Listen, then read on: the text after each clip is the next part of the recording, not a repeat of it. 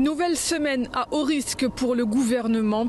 Le projet de loi de financement de la sécurité sociale est examiné en commission à l'Assemblée nationale. Il avait été repoussé par le gouvernement pour lui permettre de suspendre la réforme des retraites, comme promis aux socialistes pour éviter la censure du gouvernement. Le Cornu 2, l'examen dans son ensemble suscite beaucoup de crispations. Pourquoi ? Parce qu'il demande des économies drastiques. Il propose par exemple de passer d'un budget de 23 milliards d'euros en 2025 à un budget de 17 milliards en 2026. Cet article liminaire, c'est un peu le fond de l'affaire finalement. Ça trahit assez généralement l'esprit de ce PLFSS qui consiste à équilibrer les comptes de la sécurité sociale en coupant comme des sauvages partout où les gens peinent à survivre.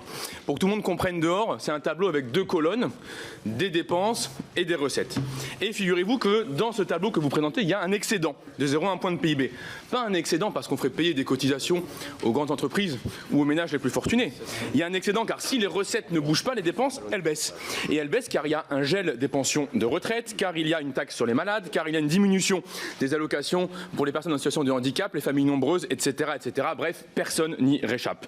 Et vous coupez tout ça, alors même que vous disiez, vous étiez les premiers à le dire l'année dernière, qu'on ne peut pas vivre aujourd'hui avec le montant de ce que la sécurité sociale rend aux personnes qui ont cotisé. Depuis plusieurs jours, on assiste à une passe d'armes entre la droite d'un côté et la gauche de l'autre.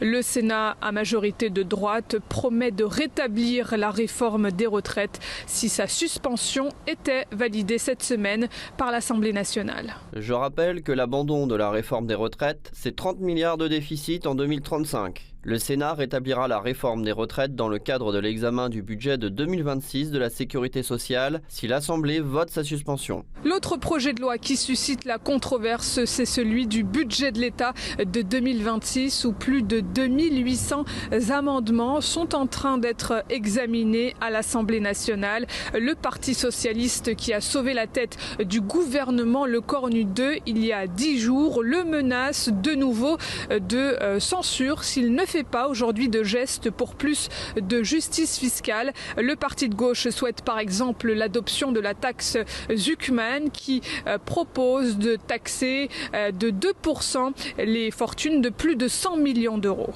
L'objectif n'est pas de chercher la censure.